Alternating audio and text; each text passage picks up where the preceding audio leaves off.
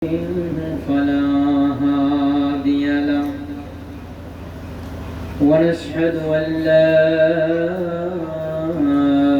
إله إلا الله وحده لا شريك له ونشهد أن سيدنا ونبينا وشفيعنا وحبيبنا ومولانا محمد صلى الله عليه وعلى آله وأصحابه وبارك وسلم. أما بعد فقد قال الله تعالى في كلامه المجيد: قل إن كنتم تحبون الله فاتبعوني يحببكم الله ويغفر لكم ذنوبكم والله غفور رحيم. قال النبي صلى الله عليه وسلم: لا يؤمن أحدكم حتى أكون أحب إليه من والده وولده والناس أجمعين. وقال النبي صلى الله عليه وسلم: من لا يرحم صغيرنا ولم يؤكل كبيرنا فليس مني. وقال النبي صلى الله عليه وسلم: من يرد الله به خيرا يفقهه به في الدين. وعن سيد أبي وقاص رضي الله تعالى عنه قال: لما نزلت هذه الآية: ندعو أبناءنا وأبناءكم، دعا رسول الله صلى الله عليه وسلم. وعن علي وعن فاطمة وعن حسين رضي الله تعالى عنه قال النبي صلى الله عليه وسلم: اللهم هؤلاء أهل بيت. وقال الله تعالى في شان حبيبه ومشوقه مخبرا وآمرا: إن الله وملائكته يصلون على النبي يا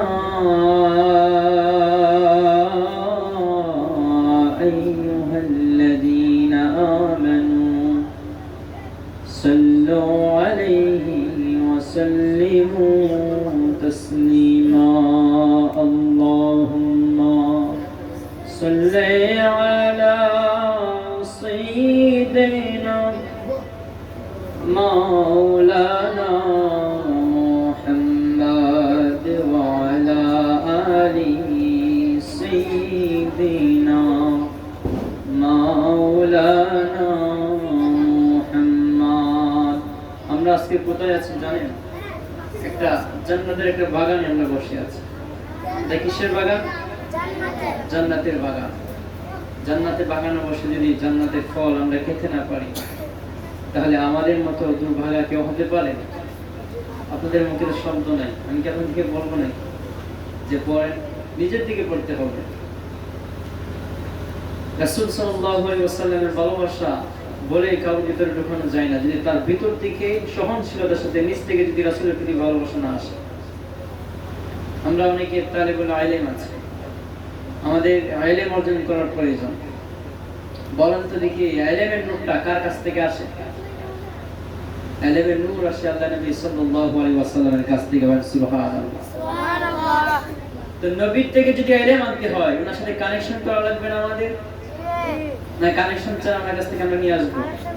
আমরা এই লাইটগুলো জ্বালিয়েছি, লাইটগুলো জ্বালানোর পূর্বে কিন্তু আমরা কি করেছি, কারেন্ট থেকে আমরা একটা কানেকশন নিয়ে সেই লাইটের মধ্যে লাগিয়ে দিয়েছি, যার কারণে লাইটের মধ্যে আলো, লাইটের মধ্যে কি নূর। ঠিক তেমনি ভাবে আল্লাহ রাসূল সাল্লাল্লাহু আলাইহি ওয়াসাল্লামের কাছ থেকে যদি আপনি ইলম আনতে চান, কি আনতে চান? যদি ইলম আনতে চান তাহলে রাসূল সাল্লাল্লাহু আলাইহি ওয়াসাল্লামের ওনার সাথে কানেকশন করতে হবে। কি করতে হবে? রিলেশন করতে হবে, ভালোবাসার একটা সম্পর্ক করতে হবে। আর রাসূলুল্লাহ সাল্লাল্লাহু আলাইহি ওয়াসাল্লামের সাথে ভালোবাসার সম্পর্কটা হয় দুরূদ শরীফের মাধ্যমে। বলেন সুবহানাল্লাহ। সুবহানাল্লাহ। তো আমি দুরূদ পড়ছি, আপনারা সকলে মুখ বন্ধ করে আছেন। প্রথমে সালাম দিয়েছি, সালামের জবাবটা কিন্তু অনেকেই ভালো করে দেন নাই। তাছাড়া এখন রাসূলের প্রতি দুরূদ পড়ছি আমরা, আমাদের মুখে দুরূদের আওয়াজ বলে দেওয়া লাগে যে রাসূলের প্রতি দুরূদ পড়ছি, একটু জোরে জোরে পড়েন, বলে দেওয়া লাগে নাকি? হযরত আবু হুরায়রা রাদিয়াল্লাহু তাআলা আনহু আল্লাহ নবী সাল্লাল্লাহু আলাইহি ওয়াসাল্লামকে জিজ্ঞাসা করলেন, ইয়া রাসূলুল্লাহ, ইয়া হাবিবাল্লাহ, নবী গো, আমি হাদিস মুখস্থ করতে চাই। কি করতে চাই? হাদিস মুখস্থ করতে চাই। নবী হুরায়রা রাদিয়াল্লাহু তাআলা আনহু যিনি হচ্ছেন মুফাসসির, যিনি কি মুফাসসির, সবচেয়ে বেশি হাদিস বর্ণনা যিনি করেছেন, ওনার নাম হচ্ছে আবু হুরায়রা রাদিয়াল্লাহু তাআলা আনহু। সুবহানাল্লাহ। সুবহানাল্লাহ। আবু হুরায়রা রাদিয়াল্লাহু তাআলা আনহু নবীর সামনে দাঁড়ানো, কোথায়? আল্লাহ নবীর সামনে দাঁড়ানো। আবু হুরায়রা রাদিয়াল্লাহু তাআলা আনহু আল্লাহ নবী সাল্লাল্লাহু আলাইহি ওয়াসাল্লামকে ডেকে বলেন, ইয়া রাসূলুল্লাহ, ইয়া হাবিবাল্লাহ, নবী গো, আমি হাদিস মুখস্থ করতে চাই, কিন্তু আমার ভিতরে হাদিস মুখস্থ হচ্ছে না, ভিতরে আমি হাদিস রাখতে পারি না। ইয়া রাসূলুল্লাহ, নবী গো, এখন আমি কি করব? আপনি আমাকে আমার জন্য দোয়া করে দেন, আমাকে সহবত দিয়ে দেন। কি দিয়ে দেন? সহবত। আপনি আমার জন্য দোয়া করে দেন। আল্লাহ নবী সাল্লাল্লাহু আলাইহি ওয়াসাল্লাম নবী চাদর মুবারক হযরত আবু হুরায়রা রাদিয়াল্লাহু তাআলা আনহু উপরে ঢেলে দিলেন। কি করলেন? এইভাবে ফেলে দিলেন। আবু হুরায়রা রাদিয়াল্লাহু তাআলা আনহু নবীর ইন্তিকালের পরে মানুষদেরকে বলেন, ও দুনিয়ার মানুষ, যখন থেকে আল্লাহ নবী সাল্লাল্লাহু আলাইহি ওয়াসাল্লাম ওনার চাদর মুবারক আমার গায়ে দিয়েছিল, তখন থেকে আমি আবু হুরায়রা রাদিয়াল্লাহু তাআলা আনহু কোন জীবনে কখনো আমি হাদিস বলি না। আল্লাহ নবী চাদর মুবারক হযরত আবু হুরায়রা রাদিয়াল্লাহু তাআলা আনহু বুকে ধারণ করার কারণে ওনার সিনাতে নূর প্রবেশ করেছে। কি প্রবেশ করেছে? নূর। নূর ছাড়া ইলম অর্জন করবে না। আপনি যদি আপনার কলবে যদি নূর না থাকে, যদি রাসূলের মহব্বত না থাকে, এই রাসূল থেকে আপনার কাছে ইলম আসবে না। আল্লাহ নবী সাল্লাল্লাহু আলাইহি ওয়াসাল্লাম বলেন, ইয়াকরাউল কুরআন, কি করবে তারা? কুরআন তেলাওয়াত করবে, লা ইজাবিজুহু তাওয়াকিহি, এবং তাদের কণ্ঠনালীর নিচে যাবে না, তাদের কণ্ঠনালী অতিক্রম করবে না। কুরআন কি করবে না? তারা কুরআন তেলাওয়াত করবে, কিন্তু তাদের কুরআন সে কণ্ঠনালীর ভিতরে যাবে না, কণ্ঠনালীর উপরে থাকবে। ইয়ামরুকুনা মিনাদ-দ্বীন কামা ইয়ামরুকুস সাহমু মিনার রামিয়া। আল্লাহ নবী সাল্লাল্লাহু আলাইহি ওয়াসাল্লাম বললেন, তারা এমন ভাবে দিন থেকে বেরিয়ে যাবে যেমন ভাবে তীর নিক্ষেপ করলে তীর যেমন শিকারীকে ভেদ করে তীর চলে যায়, ঠিক তেমনি ভাবে এই মানুষগুলা তারা দিন থেকে ঠিক তেমনি ভাবে বেরিয়ে যাবে। তাহলে আমাদের প্ল্যান হচ্ছে আমরা কুরআন তেলাওয়াত করব, সেটা আমাদের এই গলার ভিতরে না, গলার উপরে না, গলার ভিতরে নিতে হবে। আমাদের বুক থেকে বলতে হবে, মহব্বতে ভালোবাসার সাথে কোরআন তেলাওয়াত করতে হবে। আমরা যেন এমন ভাবে কোরআন তেলাওয়াত না করি, রাসূলুল্লাহ সাল্লাল্লাহু আলাইহি ওয়াসাল্লাম বলেছেন আজ থেকে ১৫০০ বছর আগে, ইয়াকরাউনাল কুরআন, তারা কোরআন তেলাওয়াত করবে, লা ইউজাবিজহু, কিন্তু সেই কোরআন তাদের কণ্ঠনালীর ভিতরে যাবে না। ইয়ামরুকুনা মিনাদ-দ্বীন কামা ইয়ামরুকু সাহমু মিনার রামিয়া, কিন্তু তারা দিন থেকে এমন ভাবে বেরিয়ে যাবে, একটা তীর যেমন ভাবে একটা প্রাণীকে ভেদ করে চলে যায়, ঠিক তেমনি ভাবে সেই মানুষগুলো দিন থেকে বেরিয়ে যাবে। নাউযুবিল্লাহ। নাউযুবিল্লাহ। আমরা কি এমন হব? না। আপনাদেরকে কি বলতে হবে এখন যে জোরে জিকির করবেন, জোরে দুরূদ পড়বেন, বলা লাগবে এখন? না, জি না, বলা যেন না লাগে। আল্লাহ নবী সাল্লাল্লাহু আলাইহি ওয়াসাল্লাম ১৫০০ বছর পূর্বে বলেছেন,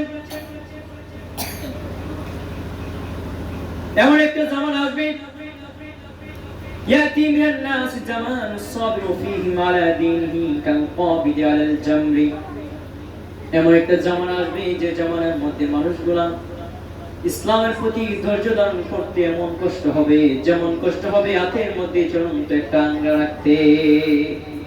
কখনো হাতের মধ্যে জ্বলন্ত আঙ্গা রাখছো তোমরা? জ্বলন্ত আঙ্গা, আগুন, এরকম কোন আঙ্গা হাতের মধ্যে রাখা হয়েছে তোমাদের? কখনো রাখো না। একটা হাতের মধ্যে জ্বলন্ত আঙ্গা রাখলে যতটুকু কষ্ট হবে, আল্লাহ নবী সাল্লাল্লাহু আলাইহি ওয়াসাল্লাম আজ থেকে ১৫০০ বছর আগে বলেছে, যেমন একটা জামানা আসবে, এমন একটা সময় আমার উম্মতের মাঝে আসবে যে সময় তার ইসলামের মধ্যে দৃঢ়তা থাকতে, তার ইসলামের মধ্যে ঠিক থাকতে তাদের এত কষ্ট হবে, যেমন কষ্ট হবে তাদের হাতের মধ্যে জ্বলন্ত একটা আঙ্গা রাখলে যতটুকু কষ্ট হবে। বলেন সুবহানাল্লাহ। عن عبد الله بن عمر رضي الله تعالى عنه قال يأتي على الناس زمان يجتمعون في المساجد ليس فيهم مؤمن। হযরত আব্দুল্লাহ ইবনে ওমর রাদিয়াল্লাহু তাআলা আনহু তিনি বললেন, এমন একটা জামানা আসবে, এমন একটা সময় আসবে যে সময় ইয়াতি আলান নাস জামান ইয়াজতামিউনা, তারা একত্রিত হবে, ইয়াজতামিউনা ফিল মাসাজিদ, মসজিদে তারা একত্রিত হবে। কোথায় একত্রিত হবে? মসজিদে। ইয়াতি আলান নাস জামান ইয়াজতামিউনা ফিল মাসাজিদ, তারা মসজিদে একত্রিত হবে। লাইসা ফীহিম মুমিনুন, কিন্তু সেখানে মধ্যে কোনো মুমিন পাওয়া যাবে না। এমন একটা জামানা আসবে যে জামানার মধ্যে মানুষগুলো একত্রিত হবে জামাতের সাথে নামাজ পড়ার জন্য মসজিদে, কিন্তু সেই জামাতের মধ্যে একজন মুমিন মানুষ খুঁজে পাওয়া যাবে না। এটা হচ্ছে এই যুগ, এখন যে যুগটা চলছে। এখন মসজিদের মধ্যে মানুষ নামাজ পড়ে, আপনি খেয়াল করে দেখবেন যে বেশিরভাগ নামাজের মধ্যে ভালো মানুষ খুঁজে পাওয়া যায় না। এখন মুমিন মানুষ নামাজের মধ্যে খুঁজে পাওয়া যায় না, জামাতের মধ্যে পাওয়া যায় না, মসজিদে পাওয়া যায় না। বুঝতে হবে সেটা হচ্ছে কিয়ামতের বিশাল বড় একটা আলামত। আমরা কিয়ামতের অতি নিকটে চলে আসছি। আমাদের যদি এখন থেকে যদি আমরা সঠিক না হয়, আমরা যদি এখন থেকে ঠিক না হয়, তাহলে আমরা আমাদের কপালে অনেক খারাপই আছে আমাদের কপালে। এই জামানের কথা আল্লাহ নবী সাল্লাল্লাহু আলাইহি ওয়াসাল্লাম বলে দিয়েছিলেন। অতএব আমরা যেন বেখেয়ালি না থাকি, আমরা যেন রাসূল সাল্লাল্লাহু আলাইহি ওয়াসাল্লামের উপর মহব্বতের দরুদ পড়তে পারবো ইনশাআল্লাহ। এই সত্য ভাইরা, এখন আমি যেন দেখি, এই মন যদি না দেখি যে কেউ কথা বলছে, যদি কথা বলে তাহলে কিন্তু আমি রাগ করবো আপনাদের উপর। এবং শুধু তাই নয়, আল্লাহ নবী সাল্লাল্লাহু আলাইহি ওয়াসাল্লামের দরুদ এই অবস্থায় যদি আপনি বেয়াদবি করেন, আপনার ভিতরে এলেম আসবে না। আমি শুরুতে এখানে হাদিস পড়েছি, হযরত রাসূলুল্লাহ সাল্লাল্লাহু আলাইহি ওয়াসাল্লাম বলেছেন, মান ইউরিদিল্লাহু বিহি, মান ইউরিদিল্লাহ, আল্লাহ রাব্বুল আলামিন যাকে পছন্দ করেন, বিহি খায়রান ইফাক্কিহু ফিদ্দীন, আল্লাহ রাব্বুল আলামিন তাকে দ্বীনের ইলম দান করেন। কি দান করেন? ইলম দান করেন।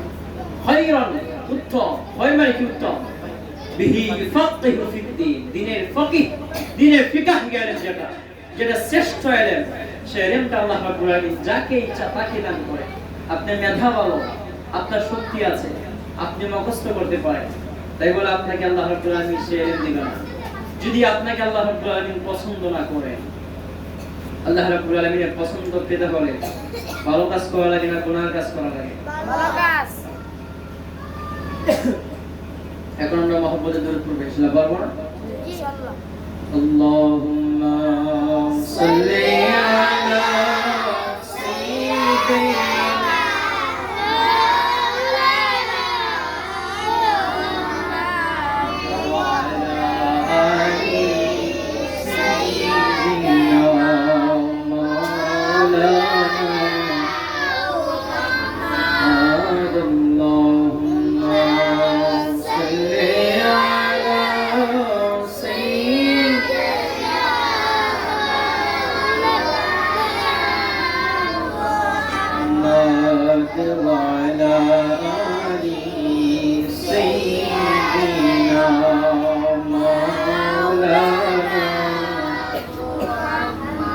উড়ে জমরে নিশির হাওয়া,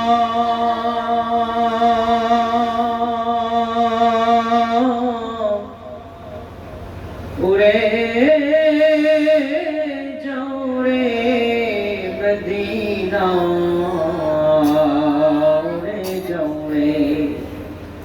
বাংলার হাওয়া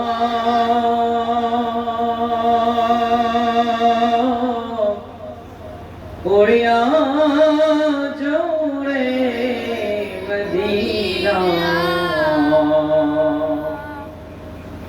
আমাদের দুরুদ পৌঁছে দিও আমাদের সালাম পৌঁছে দিও নূর নবীজির পাক রওজায় আল্লাহুম্মা সাল্লি আলা সাইয়্যিদিনা মাওলানা ওয়া আলা আলি সাইয়্যিদিনা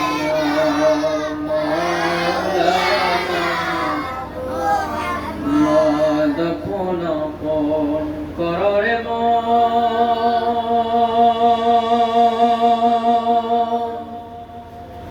কে আছে তোর আপনা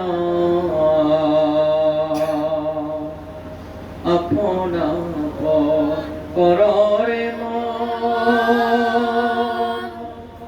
কে আছে তোর আপনা তোমার আপন যিনি হবে তিনি সোনার মদিনায় আল্লাহুম্মা সাল্লি আলা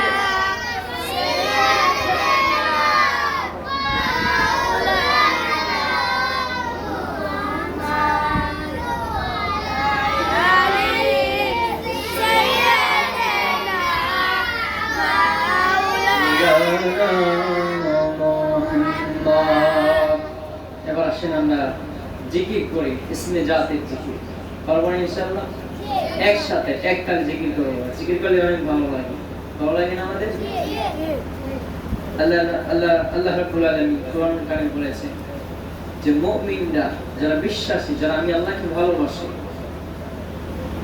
যারা আমি আল্লাহকে বিশ্বাস করে তারা জিকিরে স্বাদ পায় তারা কিসের স্বাদ পায় জিকিরে আল্লাহ জিকির বড় স্বাদ বড় ভালো লাগে করতে ভালো লাগবে দেখবা যদি তুমি মন থেকে করো যদি তুমি মুমিন হয়ে থাকো আর যদি তুমি কুমিন হও মুশরিক হও কাফের হও আর তোমার কাছে জিকির ভালো লাগবে না তোমার কাছে মনে হবে যেন সেটা গীতা পড়া হচ্ছে আর যদি মুমিন হও তোমার কাছে মনে হবে যেন তুমি জান্নাতে বসবাস করছো সুবহানাল্লাহ সুবহানাল্লাহ আজ আমরা একসাথে জিকির করব পারবো ইনশাআল্লাহ আল্লাহ আল্লাহ আল্লাহ আল্লাহ আল্লাহ আল্লাহ আল্লাহ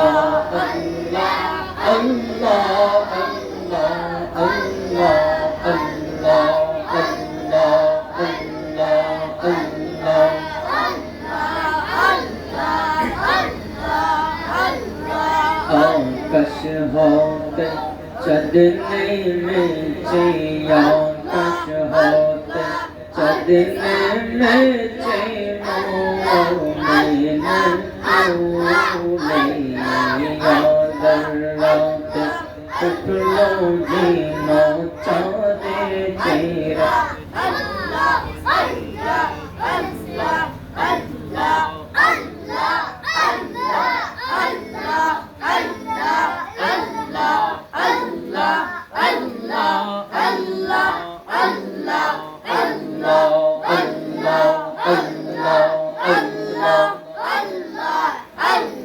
চক্ষু বন্ধ করে দিলের সাথে কানটা লাগিয়ে দেন দিলের সাথে একসাথে একসাথে আল্লাহ আল্লাহ আল্লাহ আল্লাহ আল্লাহ আল্লাহ আকাশ হতে চদনে में आकाश होते चदने में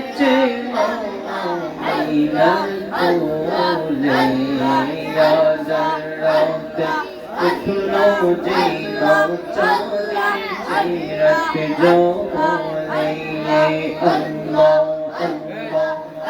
अल्लाह अल्लाह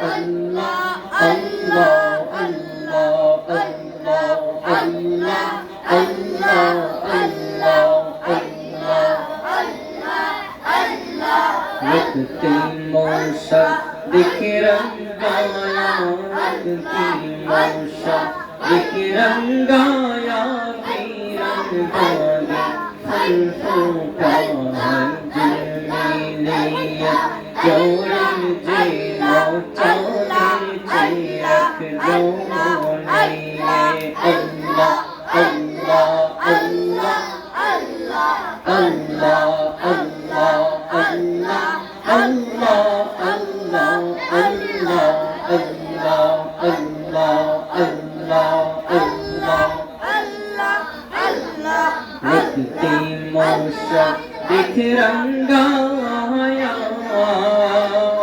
लगती मौशा बिखरंगाया बीरंग बागे फूल फूटा है जिनमें ये जोड़ी जेला चांदन चिरक जोने अल्लाह अल्लाह अल्लाह अल्लाह अल्लाह अल्लाह अल्लाह अल्लाह अल्लाह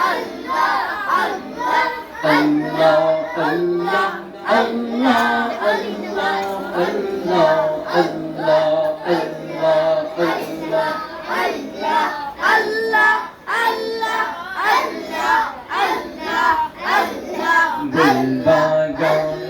बुलबुलीरा गुलबागा बुलबुलीरा गाइते काला हमने जहन्नो बिरखार जानैला संसारो अल्लाह अल्लाह अल्लाह अल्लाह अल्लाह अल्लाह अल्लाह अल्लाह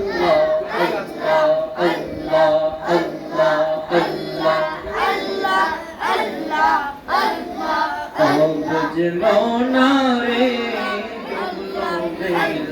देखना चाहिया अल्लाह अल्लाह अल्लाह अल्लाह अल्लाह अल्लाह अल्लाह अल्लाह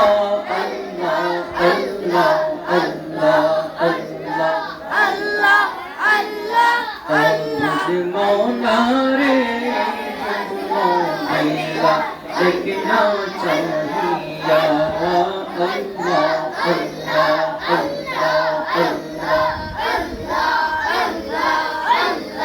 परो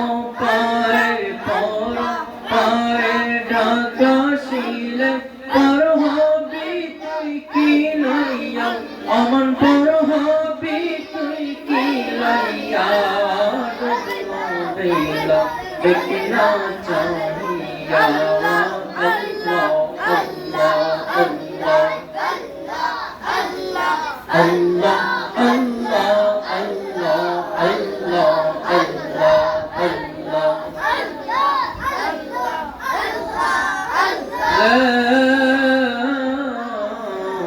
इलाहा इल्लल्लाह मुहम्मदुर रसूलुल्लाह सल्लल्लाहु अलैहि वसल्लम। সম্মানিত হাজির, ছাত্র ভাইরা উপস্থিত আছেন অনেকে এবং মাইকের আওয়াজ যাদের কানে যাচ্ছে সকলকে আমি আমার অন্তরের অন্তঃস্থল থেকে মুবারকবাদ ও সালাম প্রদান করছি। আসসালামু আলাইকুম ওয়া রাহমাতুল্লাহি ওয়া বারাকাতুহু। আসুন আমরা মহান আল্লাহ সুবহানাহু ওয়া তাআলা জাল্লা জালালুহু ওয়া আম্মা নাওয়ালুহুর কাছে শুকরিয়া জ্ঞাপন করি যে আল্লাহ রাব্বুল আলামিন যিনি আমাদের কাছে মাহফিলে আসার বসার সুযোগ দিয়েছে। আমরা সকলে উচ্চ সুরে কালিমুল বাক্যে হৃদয়ের সম্পূর্ণ আবেগ উচ্ছ্বাস গুলজার করে দিই ঈমানে তেজিয়ান হয়ে ইসলামের বলে বলিয়ান হয়ে আমরা উচ্চ আওয়াজে বলি কালিমাতুশ শুকর আলহামদুলিল্লাহ। আজকে আমরা আসতে পেরেছি, বসতে পেরেছি, বলো তো দেখি আমাদের ভাগ্য ভালো না খারাপ? ভালো। কিভাবে বুঝলা ভালো? কারণ আজকের মাহফিলটা এমন একটা মাহফিল যে মাহফিলটার নাম হচ্ছে আহলে বাইতের স্মরণ এবং সুবহানাল্লাহ। আহলে বায়াত আল্লাহ নবী সাল্লাল্লাহু আলাইহি ওয়াসাল্লাম তাদের ক্ষেত্রে বলেছেন ওয়া আলিয়ুন ওয়া ফাতিমা রাদিয়াল্লাহু তাআলা আনহা ওয়া হাসান ওয়া হুসাইন রাদিয়াল্লাহু তাআলা আনহু আল্লাহুম্মা হাউলা আহলুল বাইত আল্লাহ নবী সাল্লাল্লাহু আলাইহি ওয়াসাল্লাম আল্লাহর কাছে দোয়া করলেন যে হে আমার রব, তারা হচ্ছে আমার আহলে বাইত। তারা কি? হাসান হুসাইন রাদিয়াল্লাহু তাআলা আনহু, হযরত আলী রাদিয়াল্লাহু তাআলা, ফাতিমা রাদিয়াল্লাহু তাআলা আনহা, এই চারজনকে নিয়ে আহলে বাইত গঠন করা হয়েছে। আমরা মনে করি যে শুধুমাত্র এই চারজনকে আহলে বাইত বলা হয়। বাইত অনেক ধরনের, 3 ধরনের বাইত আছে আমরা জানি। আহলে বাইত বলতে তাদেরকে কেন বুঝিয়েছে? কারণ তারা ছিলেন সম্মানী। তারা কি ছিলেন? সম্মানিত। তাদের মর্যাদা আল্লাহ রাব্বুল আলামিনের কাছে বেশি ছিলেন। বলেন সুবহানাল্লাহ।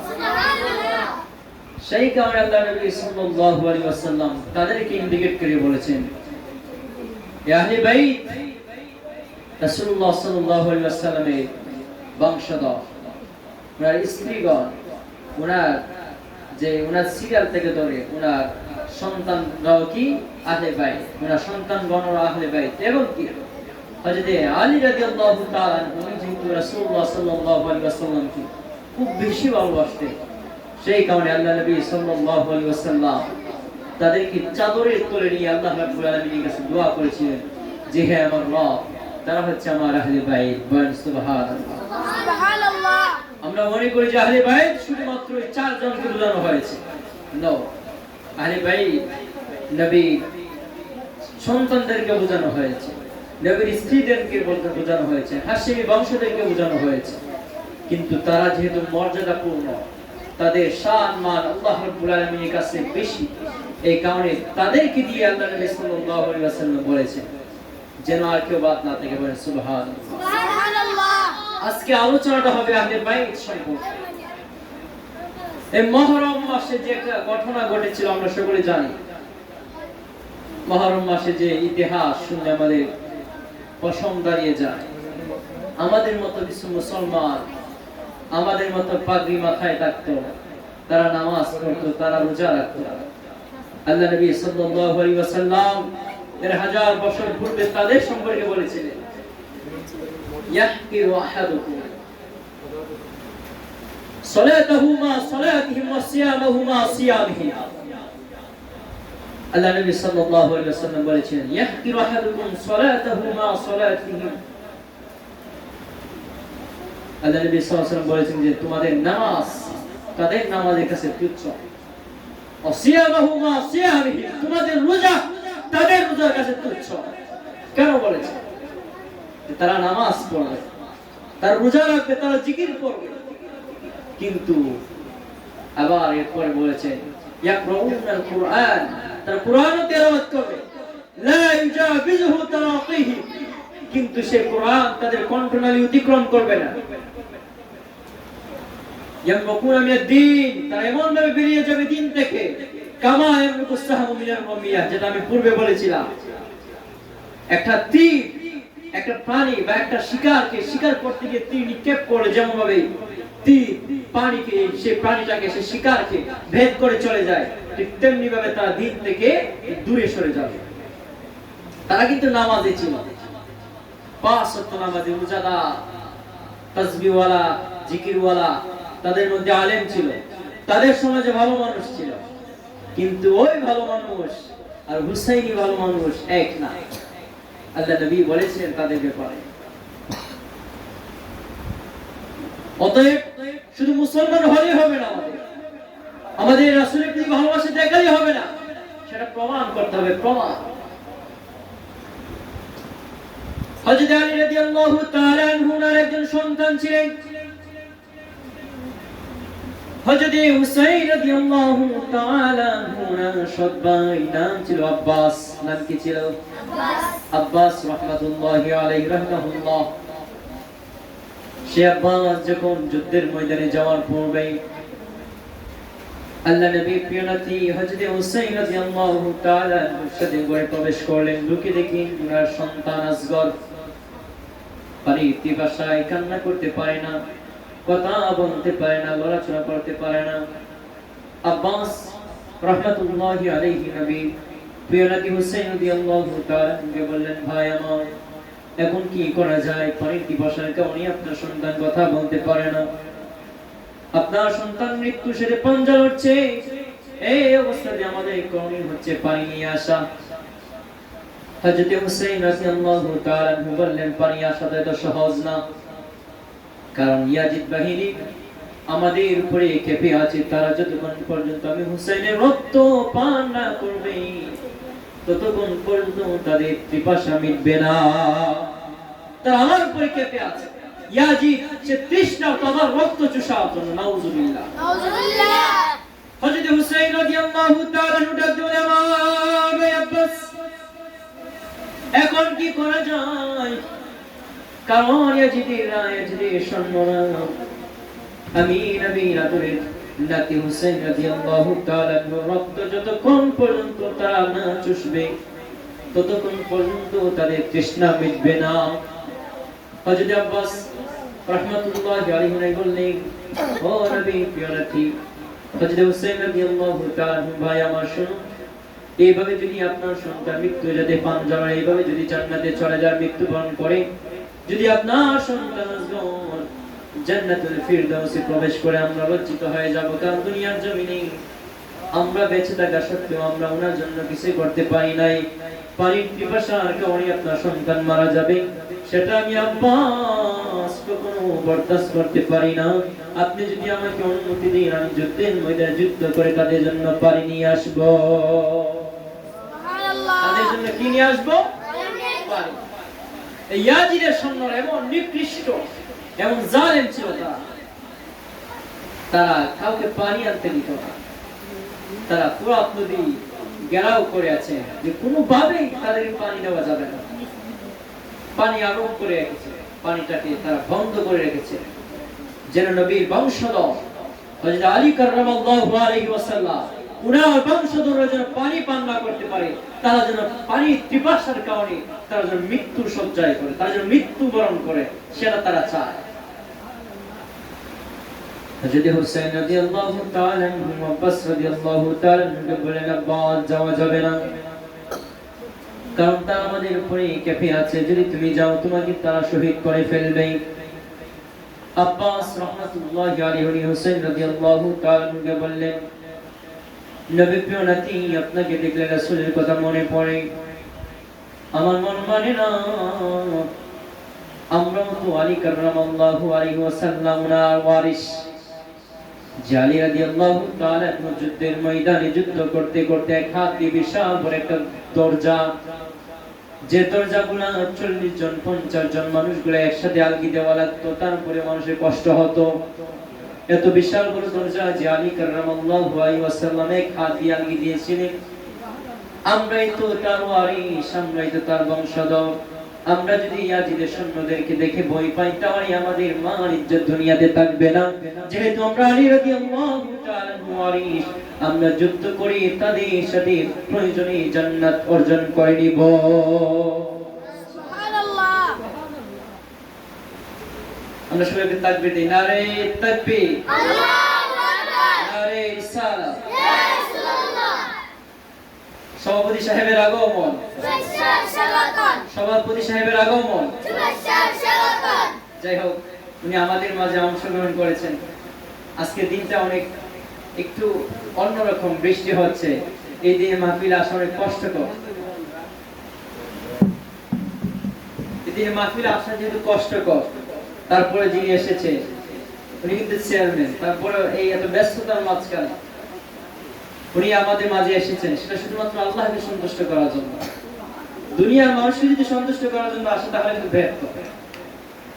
সবকিছু ইন্নামাল আ'মালু বিন্নিয়াত, নিয়তের উপর ডিপেন্ড করে। ওয়া ইন্নামা লিইমরি মা নাওয়া, এবং যা সে নিয়ত করে। ফামান কানাত হিজরাতুহু ইলাল্লাহি ওয়া রাসূলিহি, সে যদি হিজরত করে আল্লাহ এবং রাসূলের জন্য, বা হিজরাতুহু ইলাল্লাহি ওয়া রাসূলিহি, তার হিজরত হবে কার জন্য? আল্লাহ এবং রাসূলের জন্য। অর্থাৎ যদি কোনো মানুষ কোনো কাজ করে আল্লাহ এবং রাসূলের জন্য, তাহলে সেই কাজটা আল্লাহ এবং রাসূলের জন্যই হবে। আর যদি সেই কাজটা তার জন্য করা হয়, তাহলে শুধুমাত্র তার জন্যই করা হবে। সেই বলে আল্লাহ রাব্বুল আলামিন বলেন কোরআনুল কারীমে যে সেই দিন তা আমি আল্লাহর কাছে কিছুই পাবে না, শুধুমাত্র আমার কাছে কিছুই পাবে না, শুধুমাত্র এই দুনিয়া সম্মানের কারণে আমার কাছে আগুন ছাড়া আর কিছুই পাবে না। যাই হোক, আমি যে আলোচনায় ছিলাম, আলোচনাটা মনে আছে তো? আব্বাস রাহমাতুল্লাহ আলাইহি, হযরত হুসাইন রাদিয়াল্লাহু তাআলা উনার সৎ ভাই, উনার কি ভাই? সৎ ভাই। উনি বললেন, হুসাইন রাদিয়াল্লাহু তাআলা আপনি আমাকে অনুমতি দেন, আমি যুদ্ধের ময়দানে যেতে চাই, আমি আপনার সন্তান আসগরের জন্য পানি নিয়ে আসতে চাই। আল্লাহ নবী প্যারা নাতি হযরত হুসাইন রাদিয়াল্লাহু তাআলা অনুমতি দিয়ে দিলেন, যাও যুদ্ধের ময়দানে চলে যাও। যখন উনি যুদ্ধের ময়দানে চলে গেলেন, যুদ্ধ করতে করতে যখন উনি ফুরাত নদীর পাশে চলে গেলেন, ফুরাত নদী থেকে যখন পানি নিয়ে আসলেন, কি নিয়ে আসলেন? পানি। মশক পড়তে যখন পানি নিয়ে আসলেন, আগে কালে কিন্তু একটা মানে আমরা যে এই যে প্লাস্টিক, সে প্লাস্টিক ছিল না, আগে কালে তলি ছিল, তলি, কাপড়ের তলি, চামড়ার তলি বা ব্যাগের মতো একটা তলি, সেখানে পানি ভরে রাখতো। হযরত আব্বাস রাহমাতুল্লাহি আলাইহি যখন ফুরাত নদীতে এগিয়ে গেলেন, ফুরাত নদী থেকে যখন পানি এসে মশকের ভিতরে প্রবেশ করলেন, মশক যখন ভরপুর করে ফেললেন, মশকের মুখটাকে লাগিয়ে দিয়ে পিছনের দিকে যখন ঝুলিয়ে দিলেন, উনি চিন্তা করলেন, বহু পিপাসায় আমি আছি, পানি পিপাসার কারণে ওরা জিহ্বা শুকিয়ে গিয়েছে, কথা মুখ দিয়ে আসে না, কথা বলতে পারে না, যুদ্ধ করতে কষ্ট হয়। উনি চিন্তা করলেন, যেহেতু আমি ফুরাত নদীতে এসেছি, এখন আমি তো পানি পান করতে পারি কিনা? উনি পানি পান করতে পারবে কিনা? হযরত আব্বাস রাহমাতুল্লাহি আলাইহি উনি যখন হাতে অঞ্জলি করে পানিগুলো মুখের সামনে আনলেন পানি পান করার জন্য, চিন্তা করলেন, হায়, আজকে আমি ফুরাত নদীতে এসেছি পানি পান করার জন্য, আমার সামনে পানি, যদি আমি পানি পান করি তাহলে আমি বেজ্জিত হয়ে যাব। কেননা আমার উদ্দেশ্য ছিল ফুরাত নদীতে আসার একটাই, সেটা হচ্ছে আজগরের জন্য পানি নিয়ে যাওয়া। কার জন্য পানি নিয়ে যাওয়া? আজগরের জন্য। হযরত হুসাইন রাদিয়াল্লাহু তাআলা উনার ছোট সন্তানের জন্য পানি নেওয়ার জন্য আমি এসেছি, আমি পানি পান করার জন্য আসি না। তাদের কি তাকওয়া আর আমাদের কি তাকওয়া? উনি চিন্তা করলেন, আমি যদি এখন পান করি, যদি আমি শাহাদাত বরণ করি, জান্নাতীরা যখন আমাকে প্রশ্ন করবে তুমি কেন পানি পান করেছো, তখন আমি তাদের কাছে জবাব দিতে পারবো না, কারণ আমি পানি পান করতে আসি না, পানি নেওয়ার জন্য এসেছি, অতএব আমি এখন আর পানি পান করতে পারবো না। অথচ উনি পারতেন। উনি চিন্তা করলেন, হায়, যদি আজগর উনি আমাকে জিজ্ঞাসা করে, আপনি আমার জন্য পানি আনতে গিয়েছেন কিন্তু আমার জন্য পানি না আনি আপনি পানি পান করে শহীদ হয়েছেন, তাহলে কাল কিয়ামতের দিন, কাল জান্নাতি ইমামদের সামনে আমি আব্বাস রাদিয়াল্লাহু তাআলা রাহমাতুল্লাহি আলাইহি তাদের সামনে আমি কিভাবে জবাব দেব? আমি কাল কিয়ামতের দিন যদি আমি আমার আল্লাহ রাব্বুল আলামিনের কাছে লাঞ্ছিত হই, তাহলে আমার চেহারা দুনিয়ার জমিনে কেন পরকালে কাউকে দেখাতে পারবো না। ওরা চিন্তাটা এমন ছিল। হযরত আব্বাস রাহমাতুল্লাহি আলাইহি যখন মশক ভরে পানি নিয়ে যাচ্ছেন, ঘোড়ার উপরে যখন উঠেন, ঘোড়া যখন সওয়ার করলেন, ইয়াজিদের বাহিনীরা যখন ওনাকে আক্রমণ করলেন, তাদের সাথে যুদ্ধ করলেন, কি করলেন? যুদ্ধ করে অনেকগুলো সৈন্যকে উনি হত্যা করে ফেললেন, জাহান্নামে পাঠিয়ে দিলেন। এমন ভাবে যুদ্ধ করতে করতে অনেক ধাপ যখন আগে গেলেন, এবার দেখা যায় ইয়াজিদের সৈন্যরা ওনার সাথে যুদ্ধ করে পারে না।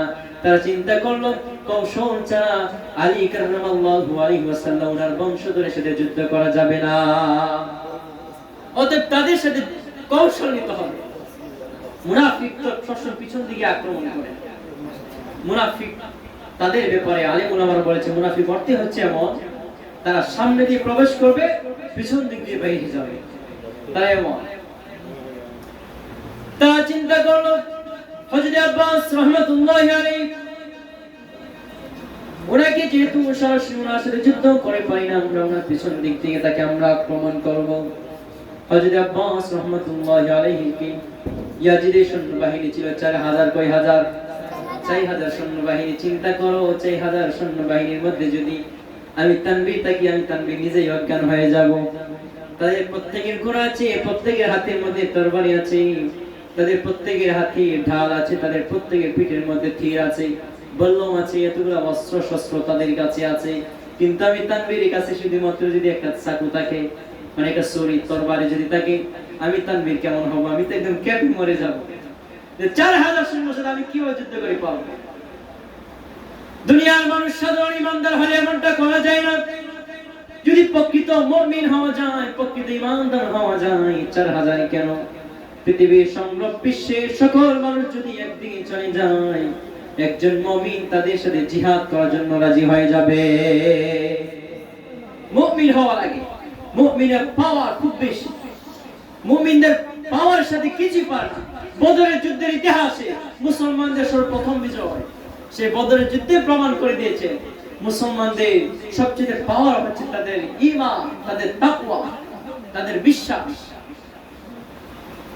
হযরত আব্বাস রাহমাতুল্লাহি আলাইহি উনি যুদ্ধ করলেন। এক পর্যায়ে কাফেররা চিন্তা করলেন যেহেতু আব্বাসের সাথে যুদ্ধ করে পারা যায় না, সে আব্বাসকে কৌশলে বশ করতে হবে। তারা চতুর্দিক থেকে সে আব্বাসকে ঘেরাও করে ফেললো। চতুর্দিক থেকে যখন তীরের মতো তীর যখন বৃষ্টি নেই নিক্ষেপ করা শুরু করে দিল, হযরত আব্বাস রাহমাতুল্লাহি আলাইহি উনার শরীরটা চূর্ণ বিচূর্ণ তীরের আঘাতে হয়ে গেল। উনার দেহটা ছিন্ন বিচ্ছিন্ন হয়ে গেল। চতুর্দিক থেকে যদি একটা মানুষকে 4000 সৈন্য একসাথে যদি তীর নিক্ষেপ করা হয়, তার দেহটা কেমন হবে? হযরত আব্বাস রাহমাতুল্লাহি আলাইহি উনার দেহটা ভেদ করে তীরগুলো যখন জমিনে পড়ে, উনার শরীর থেকে যখন বৃষ্টি নেই, পানিগুলো বৃষ্টি নেই, যখন উনার রক্তগুলো প্রবাহিত হচ্ছে, এক পর্যায়ে আব্বাস রাহমাতুল্লাহি আলাইহি উনি দুর্বল হয়ে গেলে, যুদ্ধ করতে ওনার কষ্ট হচ্ছে, ঘোড়া আস্তে আস্তে চলছে। এক পর্যায়ে কাফেররা কৌশল করে হযরত আব্বাস রাহমাতুল্লাহি আলাইহি উনার পিছন দিক থেকে একজন নিষ্ঠুর কাফের এসে ওনার হাতের মধ্যে জোরে কূপ মেরে দিল। সেই কূপের কারণে ওনার হাতটা জমিনের মধ্যে পড়ে গেল। সুবহানাল্লাহ। ওনার হাত কেটে এতটুকু জায়গা কেটে জমিনে পড়ে গেল। ওনার সেই হাতে ছিল পানির মশক। উনি তাড়াতাড়ি সেই পানির মশকটা অন্য হাতে নিয়ে নিলেন। অন্য হাতে নেওয়ার পরে আবার অন্য কাফের আরেকজন এসে দৌড়ে আবার সেই হাতটাকে যখন কূপ থেকে কেটে ফেললো, আবার সেই হাতটা যখন পড়ে গেল, এক পর্যায়ে দেখা যায় সেই হাত থেকে পানির মশকটা পড়ে গেল। এক পর্যায়ে তার দুই হাত কাটা, এখন কি করা যায়? পানিটা তার লাগবে। সে আব্বাস রাহমাতুল্লাহি আলাইহি সেই বাহুদেশী দুই হাতে এতটুকু জায়গা সেই কলির মাধ্যমে উনি এই পানিটাকে এইভাবে ধরলেন।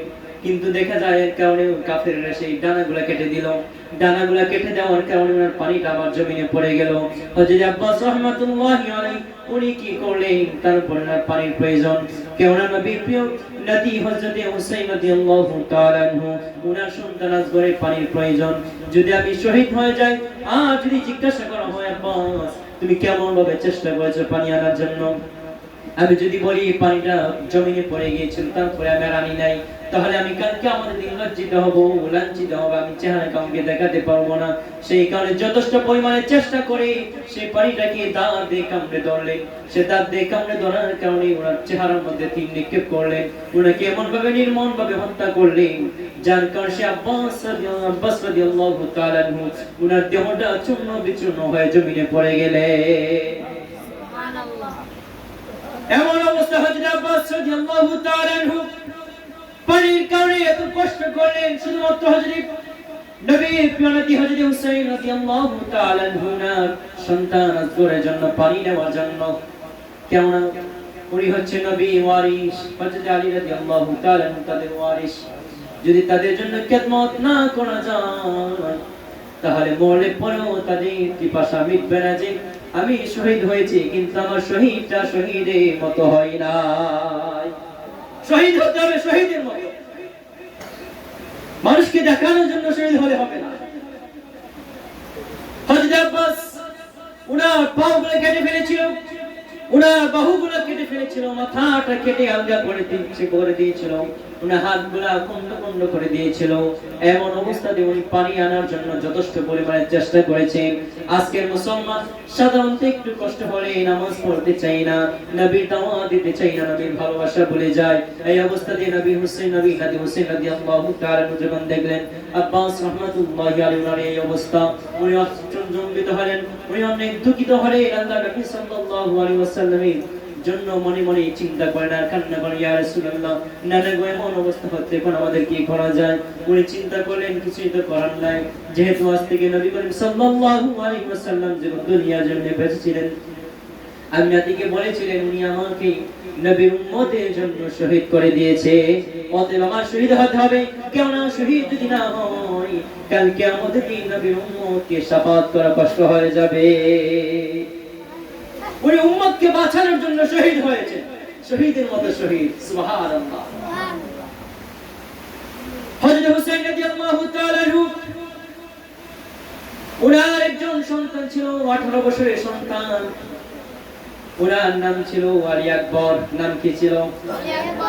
আলী আকবর চিন্তা করলো, হ্যাঁ আমার চাচা মাঠের ময়দানে শহীদ হয়ে গেল, আমি আলী আকবর যদি দুনিয়ার জমিনে বেঁচে থাকি কাল কিয়ামতের দিন আমি জান্নাতীদের কাছে কি জবাব দিব? এত কষ্ট করে তারা শহীদ হয়েছে, আমি কি জবাব দিব? আলী আকবর আল্লাহর নবী প্যারা নাতি হযরত হুসাইন রাদিয়াল্লাহু তাআলা বললেন, বাবা আপনি যদি আমাকে অনুমতি দিতেন আমি আলী আকবর মাঠের মধ্যে গিয়ে জিহাদ করতাম, আমি যুদ্ধ করতাম, আমিও কাল কিয়ামতের দিন রক্ত মেখে মাঠে উঠতে চাই, আপনার উম্মতের জন্য শাফাআত করতে চাই। হযরত হুসাইন রাদিয়াল্লাহু তাআলা ডাক দিয়ে বললেন, বাবা তুমি যদি জিহাদের ময়দানে চলে যাও তাহলে আমি হুসাইন রাদিয়াল্লাহু তাআলা জীবিত থেকে মৃত হয়ে যাব, কেননা তোমার চেহারা হলো আমার নানার চেহারার মতো। সুবহানাল্লাহ।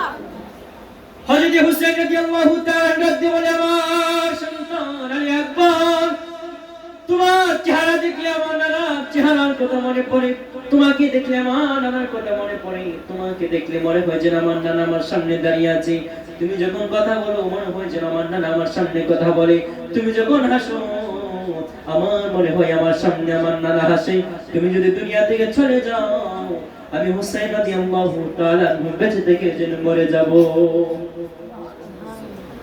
হযরত হুসাইন রাদিয়াল্লাহু তাআলা বলেন, আমার বাবা তুমি জিহাদের ময়দানে যাওয়া লাগবে না, আমরা যেহেতু আছি আমরা যুদ্ধ করব, আমরা শহীদ হব, আমরা রক্ত মেখে কাল কিয়ামতের দিন মাঠে উঠব, নবীর উম্মতের জন্য শাফাআত আমরাই করব, তোমার করা লাগবে না। হযরত আলী আকবর ডাক দিয়ে বলেন, বাবা আমার বড় শখ লেগেছে, আমার অনেক পিপাসা, যুদ্ধের পিপাসা। কিসের পিপাসা? যুদ্ধের পিপাসা লেগেছে, পানির পিপাসা যেহেতু কাতর হয়ে আছে তার চেয়ে বেশি পিপাসা লেগেছে যুদ্ধের। ওনার বাবাকে ডাক দিয়ে বলেন, আমার বাবা আপনি আমাকে অনুমতি দিন, আমি জিহাদ করতে চাই। উনি যখন অনুমতি নিলেন যুদ্ধ করার জন্য চলে গেলেন, কোথায়? মাঠের মধ্যে দৌড়ে যখন যুদ্ধের ময়দানে চলে গেলেন, যুদ্ধ যখন করার জন্য উনি গেলেন। 18 বছর বয়স। কত বছর? 18 বছরের যুবক কেমন হবে জানেনই তো। সে 18 বছরের যুবক যখন মাঠের মধ্যে গিয়ে ডাক দিয়ে বলে, ওরে কাফেরেরা কে আছিস আমার সামনে আস, আমি তোদের সাথে যুদ্ধ করতে চাই।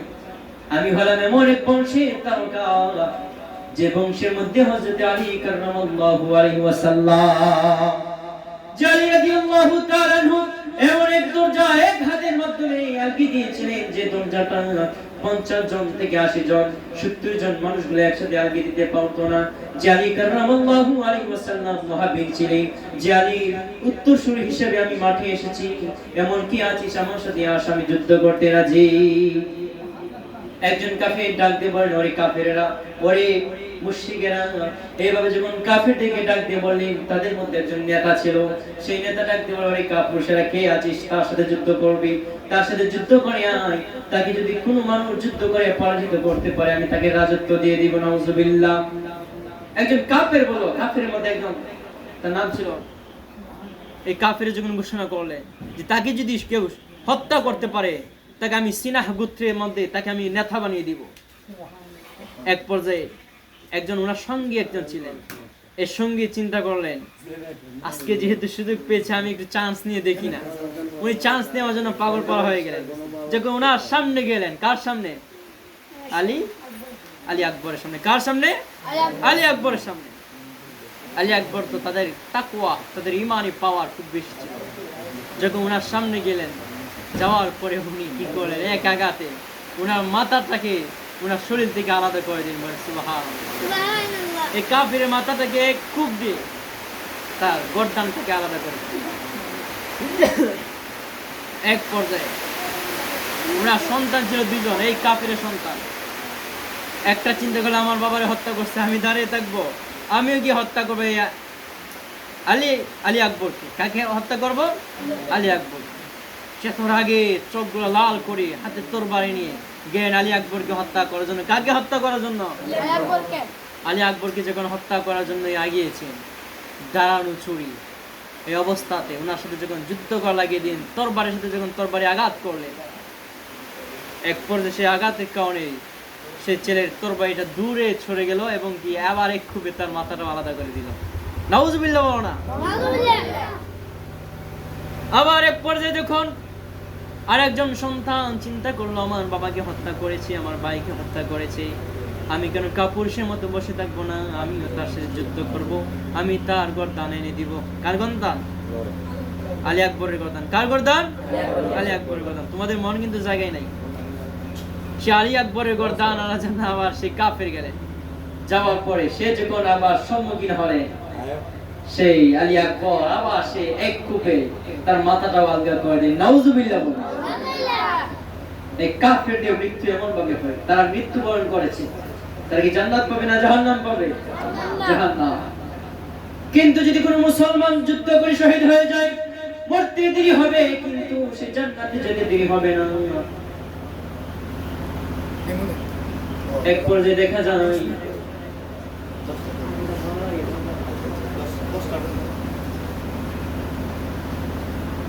আলী আকবর নবী প্যারা নবী হযরত হুসাইন রাদিয়াল্লাহু তাআলা আনহুর সন্তান আলী আকবর যখন যুদ্ধ করে তিনজনকে হত্যা করে আসলেন, আসার পরে বাবাকে ডাকতে বলেন, বাবা আমার পানির পিপাসা আমি আর সহ্য করতে পারি না, জিহ্বাটা শুকিয়ে গিয়েছে, যুদ্ধ করতে পারি না, আমার শরীরগুলো কাতর হয়ে গিয়েছে, কথা বলতে পারি না, হাঁটতে পারি না, যুদ্ধ করতে পারি না, বাবা পানির পিপাসা খুব পেয়েছে, দয়া করে আপনি আমাকে পানি দেন, আমি পান করি, তাদের সাথে আমি যুদ্ধ করতে চাই। কার সাথে? কাফেরদের সাথে যুদ্ধ করতে চাই। নবী প্যারা নবী হুসাইন রাদিয়াল্লাহু তাআলা আনহু ডেকে বললেন, আমার সন্তান, পানি কারণে তোমার ছোট ভাই আসবো মৃত্যুর সাথে পাঞ্জা লড়ছে, আমি তোমাকে কোথা থেকে পানি নিয়ে এনে দিব? পানি তো আমার কাছে নাই। হযরত হুসাইন রাদিয়াল্লাহু তাআলা আনহু ডেকে বললেন, আমার বাবা, তুমি চক্ষু বন্ধ করো আর মুখটাকে হা করে রাখো। কি করো? চক্ষু বন্ধ করে তুমি হা করো। আমি বাবা তোমাকে তৃষ্ণা নিবারণের জন্য কিছু একটা প্ল্যান করে কিছু একটা সিদ্ধান্ত নিব। এই অবস্থাতে যখন আলী আকবর চক্ষু বন্ধ করলেন, হযরত হুসাইন রাদিয়াল্লাহু তাআলা আনহুর জিহ্বা মুবারক হযরত আলী আকবরের ভিতরে যখন ঢুকিয়ে দিলেন, হযরত হুসাইন রাদিয়াল্লাহু তাআলা আনহু ডাকতে বললেন, আমার বাবা, এবার তুমি আমার জিহ্বাটাকে চুষে খাও, কেননা আমার জিহ্বা ব্যতীত আমার কাছে আর কিছু উপায় নাই, আমি তোমাকে পানি দিতে পারবো না, তুমি যদি আমার জিহ্বাটা চুষো তাহলে এমন হতে পারে সেই জিহ্বা চুষার কারণে তোমার পানির পিপাসাটা মিটতে পারে। হযরত আলী আকবর রাহমাতুল্লাহি আলাইহি যখন ওনার বাবার জিহ্বা যখন চুষা শুরু করে দিলেন, এক পর্যায়ে তৃষ্ণাটা যখন একটু কমে গেল, এবার ডাকতে বলেন, বাবা, এখন আমি আবার যুদ্ধ করতে চাই, আমার তৃষ্ণা নিবেছে। হযরত আলী আকবর আবার জিহাদের ময়দানে চলে গেল, জিহাদ করতে করতে যখন আবার তিনি শহীদ হয়ে গেলেন, সুবহানাল্লাহ। সে আলী আকবর জিহাদ করে আবার শহীদ হয়ে গেলেন। তাদের মর্যাদা আল্লাহ রাব্বুল আলামিন এত পরিমাণ, আল্লাহ রাব্বুল আলামিন তাদেরকে এমন ভাবে সম্মান দিয়েছেন, কাল কিয়ামতের দিন উম্মতি মুহাম্মাদিরা যখন মিজানের পাল্লায় দাঁড়াবে, মিজানের পাল্লায় যখন তাদের নেক আমল ভারী করা হবে, তাদের গুনার পাল্লা যখন ভারী হয়ে যাবে, হযরত হুসাইন রাদিয়াল্লাহু তাআলা আনহুর নেক আমল, তাদের শহীদের রক্ত মাখা দেহ মাধ্যমে উম্মতি মুহাম্মাদি মুস্তাফা সাল্লাল্লাহু আলাইহি ওয়াসাল্লাম গুনাহ গুনাহগার উম্মতদেরকে আল্লাহর নবী করিম সাল্লাল্লাহু আলাইহি ওয়াসাল্লাম জান্নাতে নিয়ে যাবে। তারা শহীদ হয়েছে শুধুমাত্র আমাদের জন্য, আমাদের জন্য। তাদেরকে শহীদ করেছেন কারা? ওই যে তারা। ইয়াহকিরু আহাদুকুম সালাতাহু মা সালাতিহি, তাদের নামাজের কাছে তোমাদের নামাজ তুচ্ছ, সিয়ামুহু মা সিয়ামিহি, তোমাদের রোজা তাদের রোজার কাছে তুচ্ছ। তারাই নবী বংশধরকে হত্যা করেছে। কারা নবী বংশধরকে হত্যা করেছে? তারাই হত্যা করেছে।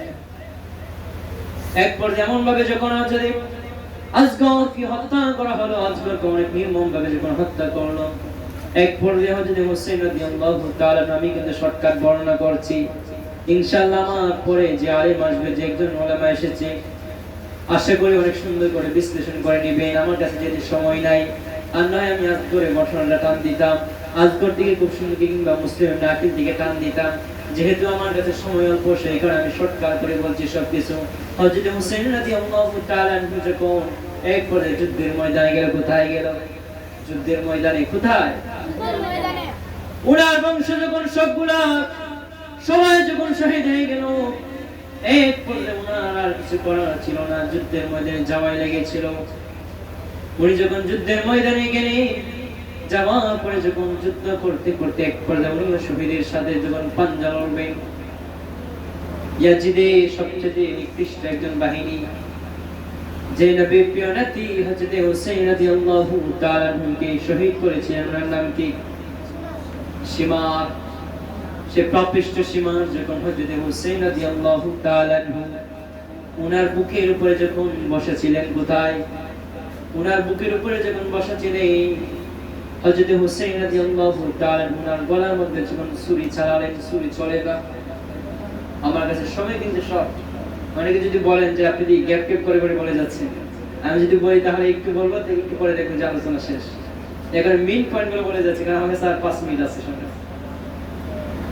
হযরত হুসাইন রাদিয়াল্লাহু তাআলা ওনার বুকের উপরে বসে আছেন শিমার।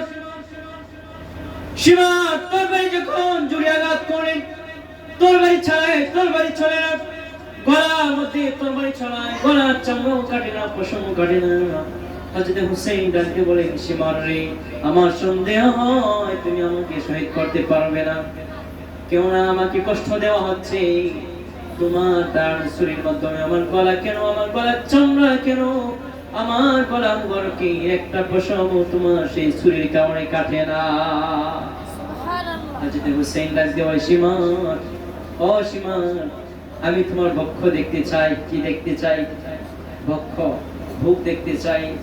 কেননা আল্লাহ নবী সাল্লাল্লাহু আলাইহি ওয়াসাল্লাম দুনিয়ার জমিনে যখন ছিলেন, আমার নানা জান আমাকে বলেছিলেন, এমন একটা পাপিষ্ঠ বান্দা, এমন এক পাপিষ্ঠ কাফের, এমন নির্মম হৃদয়ের একজন মানুষ, যার হৃদয়ে কোনো মায়া নাই, দয়া নাই, যে মানুষটা হযরত প্রিয় নবী মুহাম্মদ মুস্তাফা সাল্লাল্লাহু আলাইহি ওয়াসাল্লাম, যার কারণে সেই দুনিয়া সৃষ্টি করেছেন আল্লাহ রাব্বুল আলামিন, আরশ কুরসি সবকিছু যার কারণে সৃষ্টি করেছেন, দুনিয়ার সকল মানুষকে যিনি আমার আল্লাহ রাব্বুল আলামিনের উম্মত বানিয়ে দুনিয়াতে পাঠিয়েছেন, এই জামানার মধ্যে নবীর একজন প্যারা নাতি হযরত হুসাইন রাদিয়াল্লাহু তাআলা যে ব্যক্তি শহীদ করবে, সেই ব্যক্তি সাধারণ কেউ হতে পারে না।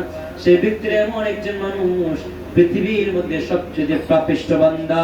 আমি তোমার বক্ষ দেখতে চাই, কেননা আমাকে আমার নানা জান বলেছিল তোমার সেই বক্ষের কারণ, সেই বক্ষের বর্ণনা আমি নাতি হুসাইন রাদিয়াল্লাহু তাআলা দিয়েছিলেন। যদি তোমার বক্ষের কাপড়টা সরে নাও, আমি হুসাইন রাদিয়াল্লাহু তাআলা বুঝে নিব তুমি আমাকে শহীদ করতে পারবে। অতএব তাড়াতাড়ি করো, আমি হুসাইন রাদিয়াল্লাহু তাআলাকে কষ্ট দিয়ে তোমার কি লাভ হবে?